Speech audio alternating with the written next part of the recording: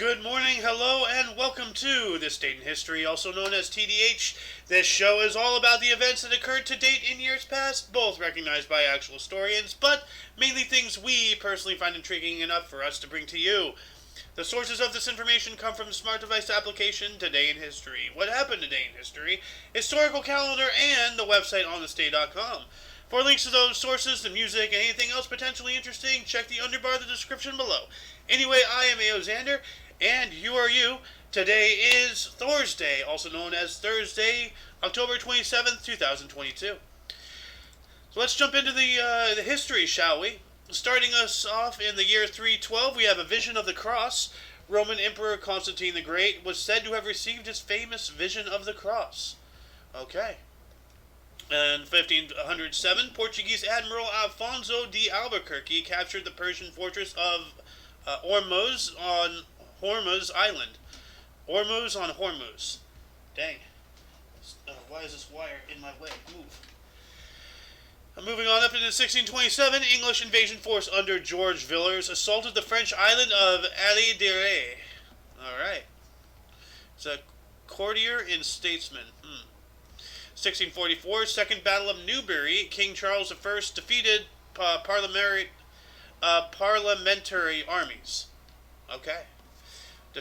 Going to war with the Parliament, I see. 1682, Philadelphia, Pennsylvania was founded by Englishman William Penn. Hey, where's the rhombusser? I think he's at work, actually, right now, which is unfortunate. Yeah, so happy birthday, Pennsylvania. 1688, King James II dismissed Premier Robert Spencer. Alright. We got another historical event here. In 1787, Federalist papers started appearing in New York newspapers under the pseudonym Publius, written by Alexander Hamilton, James Madison, and John Jay. Jingleheimer Smith. Hey, that's my name too. So wow. So they started. That's interesting. That sounds like subliminal propaganda to me. Moving on up into 1867, Giuseppe Garibaldi marches on Rome for the second time. All right. And, so this is the unification of Italy. He's a unifier of Italy. Italy has gone under unification at least twice, to my knowledge. Maybe 3 times, maybe more. Actually, let's see here. How many times has Italy unified? Unification of Italy. 1820s and 1830s. But that's more modern times. Let's not forget, back in before Rome, Rome was its own thing, Rome the city, but then they went and they conquered the rest of Italy. That was back in the ancient times. So, those are the 2 times that I know of, and I believe there might be at least one more. Anyway, let's move on up into 1871. Democratic leader of Tammany Hall, New York, Boss Tweed, was arrested after the New York Times exposed his corruption. Good. Wow, only over 100 years ago would that actually work. Nowadays people would just go missing, end up Epsteining themselves, and all sorts of shenanigans. So it's a really sad state of place we live in today's world. Jumping on up into 1901, the first complete performance of Claude Debussy's orchestral composition Nocturnes. All right. He looks like somebody familiar. He kind of has a little bit of Peter Dinklage kind of face, something. But he also looks like I forgot the actor's name, but in the movie Shoot 'Em Up, the bad guy, the angry guy, he was also in I forgot that it's some movie about earthquakes on the West Coast. He was on the Hoover Dam when it collapsed. That actor, whoever he is, he kind of looks a little bit like that too. 1913, President Woodrow Wilson said the U.S. will never attack another country. Ha ha ha ha ha ha ha ha. That's hilarious. That is hysterical. Woodrow Wilson, you are a liar. In 1915, Andrew Fisher was replaced as Labour Prime Minister by William Billy Hughes, who will advocate a more active role for Australians in the war. Good. Australia really needs some more representation. Jumping on up into 1922, in Italy, Liberal Luigi Facta resigned in the face of threats from Mussolini that either the government will be given to us or we will seize it by marching on Rome. And that was a quote from Mussolini. You can see here the little quotation marks. I don't know why they're single marks, not double. But whatever. Usually, single mark is a representation of a work. That's actually the name of either a book, a song, a movie, a piece of art, anything that's made. It has a title. Grammatically, you put it in a single quotation mark. When it's an actual audio quote from somebody, or a written quote or whatever, you do a double quote. So, anyway, 1927, Queen Wilhelma opened Meuse-Wal Canal in Nijmegen. Okay. In 1944, Tito reached free Belgrade. All right. 1947, You Bet Your Life with Groucho Marx premiered on ABC Radio. Okay. You bet your life. All right, you bet your life. I'm Groucho Marx. A cigar. 1 year later, 1948, Albert Camus's play The State of Siege, or L'État de Siege, premiered in Paris. All right. 1948 as well, Leopold Sedgar Senghor founded the Senegalese Democratic Bloc, or BDS. 1954, President Eisenhower offered aid to South Vietnam Prime Minister Ngo Dinh Diem. Yeah, there we go. Stepping our toe into other people's issues. And 1954, Walt Disney's first TV show, Disneyland, premiered on ABC. Yep. And now we know that Disney needs to go. So, 1955, Rebel Without a Cause, directed by Nicholas Ray, starring James Dean and Natalie Wood, was released. Well, that's interesting. That's yet another movie I have yet to see. That same time, in 1955 as well, Icelandic writer Halldór Laxness was awarded the Nobel Prize for Literature. Huh. I wonder if he was rather liberal with his writing. If he was rather lax, so to speak. Ooh, The Man Who Saved the World. In 1962, Black Saturday, during the Cuban Missile Crisis, an American spy plane was shot down over Cuba, and the Navy dropped warning depth charges on Soviet submarines. Ay, ay, ay, ay, ay. When will we stop?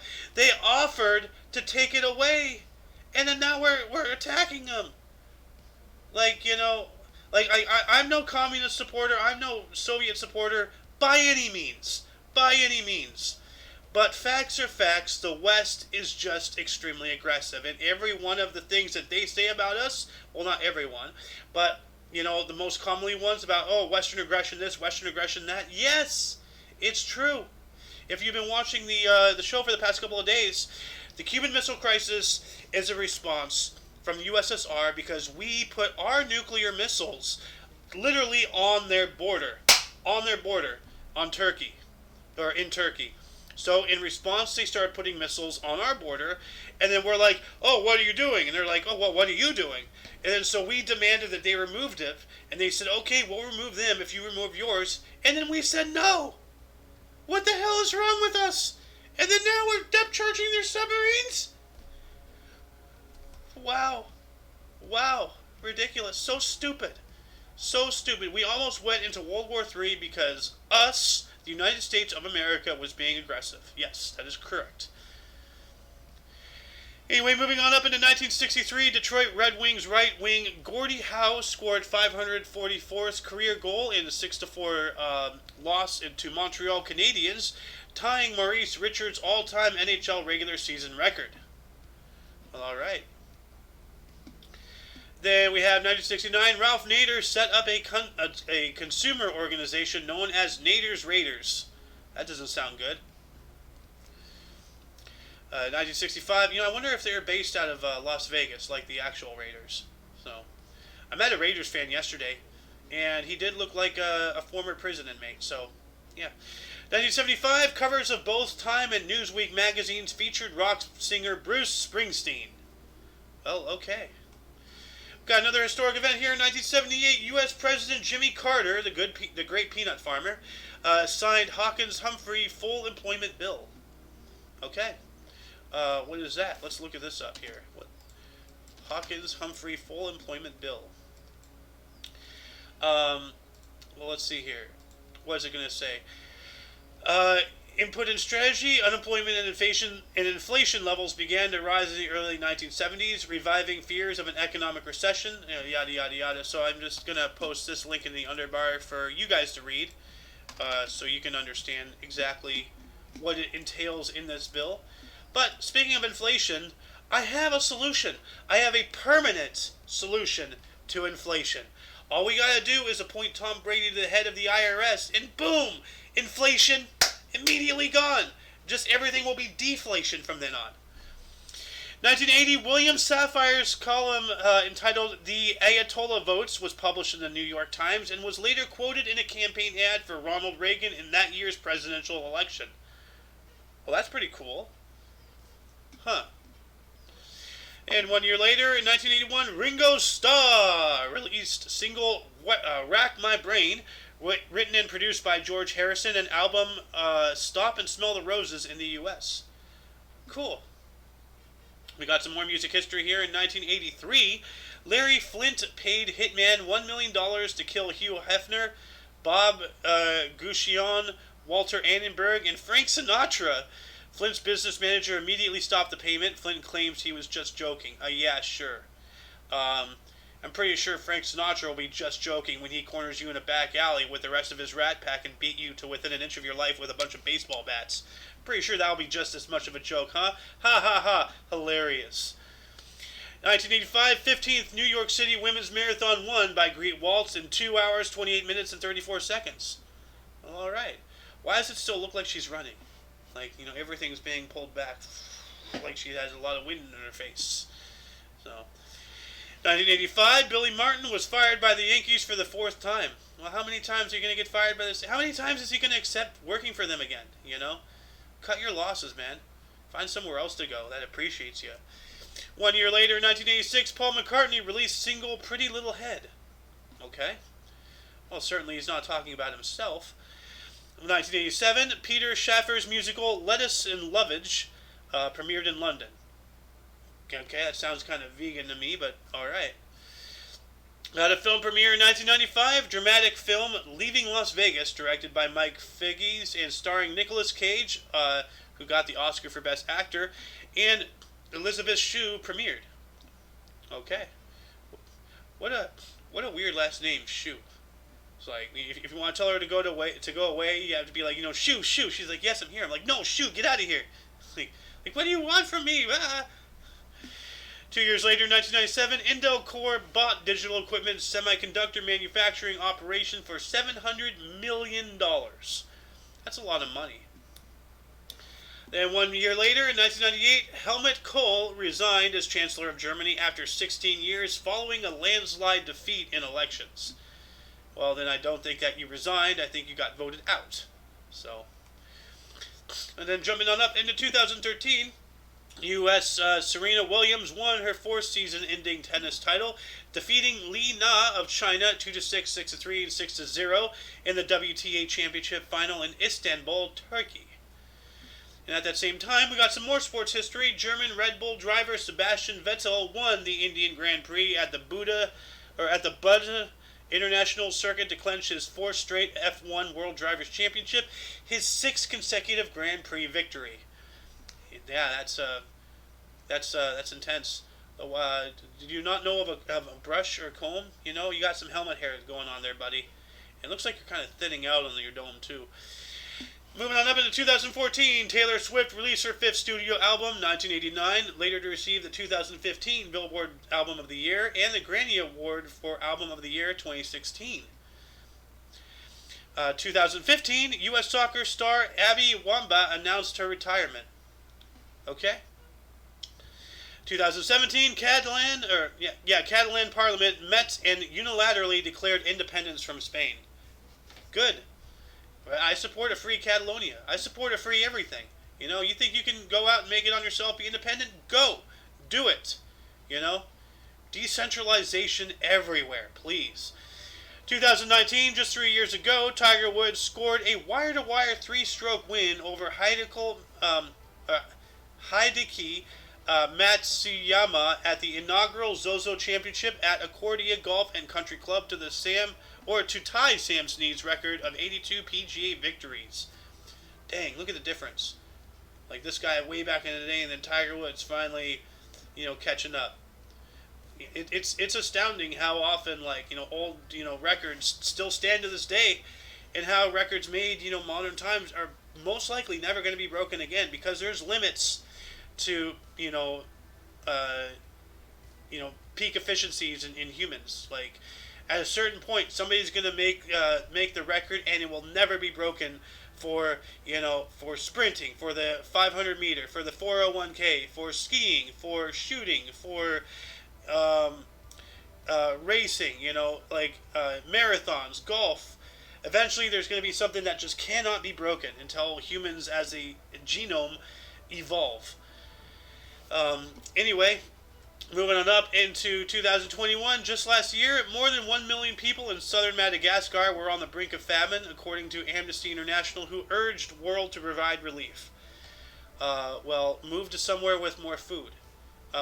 Madagascar, I believe, is a jungle area, so there's food growing on trees. Go pick a banana. Come on. Before we move on to the burst of deaths, audience, were there any articles that grabbed your attention more than most? Anything that you found interesting? Anything that you wish me to elaborate on? Anything in your mind that you'd like to know, that you'd like us to know about? Open up a dialogue in the comments section. Moving on in the burst, starting in 1156, we have Raymond VI, Count of Toulouse, from 1194 through 1222. Born in St. Gilles, Gard, France, dying in 1222. And we have Theodore Roosevelt. Hey, Teddy. Born on this date in 1858. He was the 26th U.S. President, Republican Party, 1901 through 1909, and also got a Nobel Prize, 1906. He was born in New York City, New York. Man, that guy was a rough and tumble SOB for being born in such a weak, limp-wristed area. We got Owen D. Young in 1874, a U.S. industrialist, RCA, and diplomat, Young Plan, born in Stark, New York. RCA. What is RCA? What is RCA? Industry. Let's see here. Root cause analysis. The process of investigating the root causes of why defects are presented within a manufacturing process or end product. Is that what this guy is known for? He's an industrialist, so maybe. Owen D. Young, RCA. Let's see here. Owen D. Young, RCA.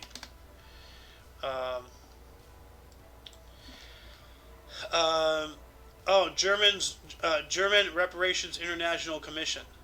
All right, so that's what that is. I guess no. Well, anyway, I'm gonna post this link into the underbar as well. If you can figure out what RCA means for sure, then please let me know in the comments section. Anyway, moving on up, we have Dylan Thomas, 1914. A Welsh poet and writer, Child's Christmas in Wales, born in Swansea, Wales, dying in 1953. Then we got Oliver Tambo, 1917, a South African lawyer, anti-apartheid politician, and co-founder of the African National Congress, born in Nkantolo, Bizana, South Africa, dying in 1993. Who else? We have H.R. Haldeman, kind of looks like Forrest Gump a little bit. Nixon's White House Chief of Staff during Watergate, born in Los Angeles, California. Well, that explains why. A lot of things. And Nixon was born out here in California as well. Not too far from where I'm at, actually. So, and we got Sylvia Plath, 1932, a U.S. poet, The Colossus and Three Women, as well as a novelist, The Bell Jar, and a posthumous Pulitzer Prize winner for her poetry in 1982, born in Boston, Massachusetts, dying in 1963. We got John Cleese, 1939. He's an English actor and comedian, Monty Python, born in Weston-super-Mare, Somerset, England. And John Gotti, 1940, a U.S. mafia gangster and head of the Gambino family, born in the Bronx, New York, dying in 2002. So 20 years ago on this date. Well, not on this date. When did he die? June 10th. Okay, so over 20 years ago. We got Ivan Reitman, 1946, a Slovak-Canadian director and producer, Stripes, Ghostbusters, Dave in Private Parts, born in Komarno, Slovakia. When did he die? He died in this year, February 12th, 2 days before my birthday. Edward Lee Howard, 1951, a U.S. CIA case officer and alleged Soviet spy who defected to the Soviet Union in 1985. He was born in Alamogordo, New Mexico. I'll never trust a New Mexican. Then he died in the year 2002. We have Roberto Benigni, born on this date in 1952. He was an Italian director and actor. Life is Beautiful, The Tiger and the Snow, born in Castiglione, Florentino, Italy. We got Patty Sheehan, is turning 66 today. Born on this date in 1956. She is a U.S. golfer. She has 6 LPGA major titles. U.S. Open 1992 and 94. Born in Middlebury, Vermont. And I want some maple syrup. Marla Maples, 1963, a U.S. actress. Will Rogers Follies, ex-wife of Donald Trump. Born in Dalton, Georgia. Huh. So she's an ex-wife and she's turning 59 today. I guess she wasn't young enough for him. Scott Weiland, 1967, a U.S. rock singer-songwriter, or songwrites. Stone Temple Pilots, Velvet Revolver, born in San Jose, California, but died in the year 2015, so that sucks. Man, births today is crazy. Lonzo Ball, 1997, a U.S. basketball player for the L.A. Lakers and Chicago Bulls, born in Anaheim, California. Hey, so happy birthday to you. Moving on into deaths. 925, we have Razis, or Abu Bakr Muhammad ibn Zahra al-Razir, a Persian, dying at the age of 60. We got Ivan the Great, died on this date in 1505. He was a Grand Prince of Moscow and Russia from 1462 to 1505, who conquered Lithuania, dying at the age of 65. He was born in 1440. Akbar! It's a trap! Third Mughal Emperor of India from 1556 through 1605, dies at the age of 63 in the year 1605. He was born in 1542. And who else died on the stage? Scrolling, nobody. And that shall conclude the show. Once again, you can check the underbar of the description for links you may find interesting, including but not limited to all things Omni Coalition. For your dose of past events daily, we stream every day at 10 in the morning Pacific time. For all of you and all of us, I was Xander, and you are you. And until you catch us tomorrow, don't forget to look right and left at every intersection, rate 5 thumbs, and subscribe. Until then, toodles! Where's my mouse? Oh God, there it is. Okay.